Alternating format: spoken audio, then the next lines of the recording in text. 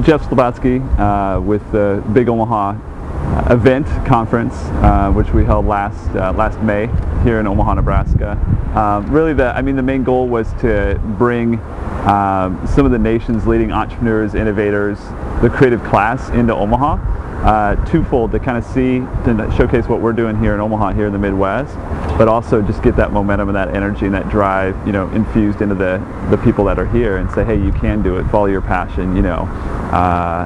Follow what you're interested in, whether it's software development, whether it's web design, arts. Just you can do that. So, and just give people the mentality that they don't have to be located, on the coast in Silicon Valley and Austin, wherever it is, right? But you can launch ideas and products and things out of Omaha. So, yeah, and I'm Davidson, and like Jeff said, the Big Omaha conference was born out of the work that we do with Silicon Prairie News every day. So we started this site a year ago today, really. It's Silicon Prairie News' birthday today. And with the idea of highlighting and promoting the creative talent that the region has. We'd both traveled around a lot and seen, the Valley and New York and Austin, these places that have really creative, innovative, smart young people doing, starting companies or just doing neat things. And so we created Silicon Prairie News as a blog with video much like this to highlight and promote those folks. And really, build a community of people that care about, creativity and starting companies. Pretty much like a 2-day event, really. So we kicked off on Thursday night. Gary Vaynerchuk, the big wine guy from New York, did a live taping of Wine Library TV here at Slowdown. So that was kind of the kick things off, and he's just over the top in terms of energy level. So, bring him in to kind of get us all excited about what was to come Friday. Friday was essentially filled with speakers. We had about 9 speakers throughout the day, 30-minute slots. Jeffrey Kalmakoff from Threadless, Jason Fried, 37 Signals, Gary spoke, a whole slate of other folks during the day. Had a couple breaks during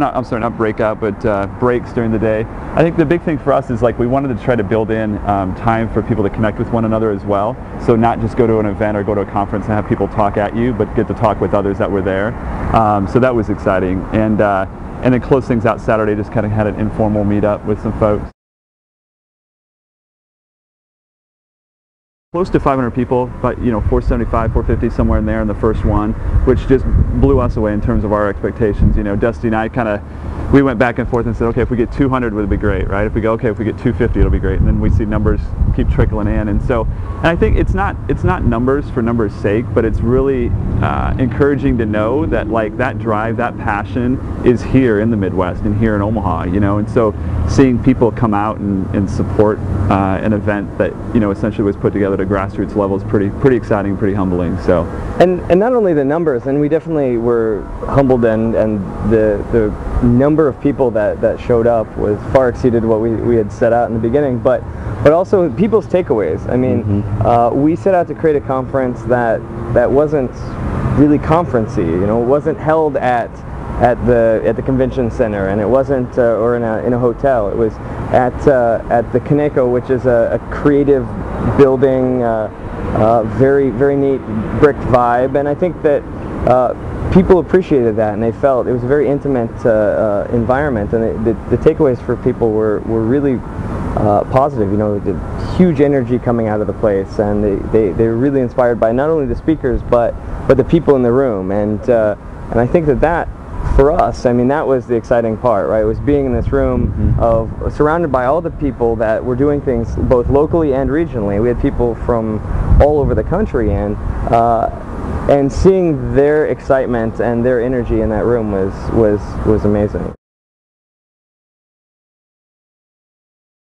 We had, everything from, designer types, like graphic designers, through, more traditional businesses, to web developers, through, building developers. So I was sitting at the after party once and watched an exchange between a guy and another guy who said, what do you do? And he's like, oh, I'm a developer. And the guy's like, oh, cool, what language? He's like, I'm a building developer.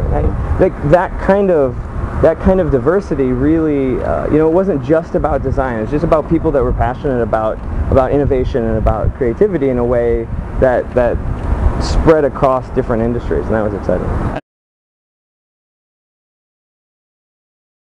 It was a lot of independent small shops that came too, so maybe 1, 2, 3, 4-man shops that were from the region. So you're giving these guys the motivation, the drive to say, a couple things, that they don't have to go elsewhere to get that same energy and that passion. You can get it here at Big Omaha and in Omaha, but also take that back to where they're from. So whether it's Springfield, Missouri, or somewhere in Iowa, go back home and say, yeah, we can do it. We can essentially continue to crank out new ideas, products, services.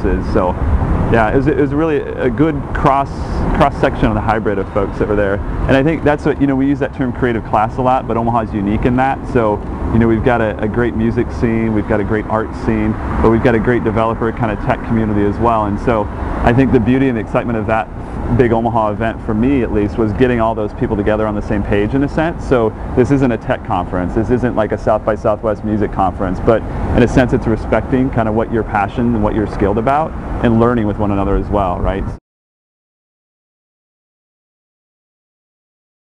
You've got kind of economic development at the top level, right? And some things that have really progressed nicely since that, like the whole downtown area being redeveloped, some new businesses sprouting both north and south.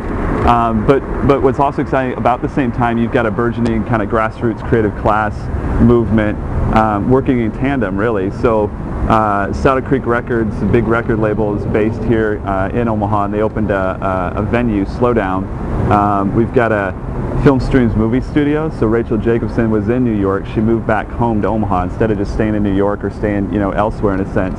Brings that passion and that intellect and that drive back here into the city.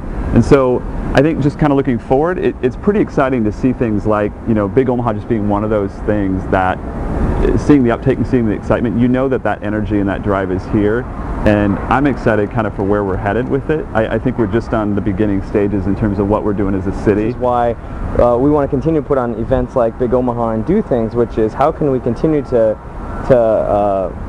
push the envelope with this momentum and this energy that we know we sort of, if you live in Omaha, you sort of feel it, like Jeff said, over the last 5 or 6 years. It didn't exist before then, and now there's a community and a culture of young professionals that that care about Omaha, and they care about making it not only a great place to be, but a place to attract other like-minded sort of creative individuals to town.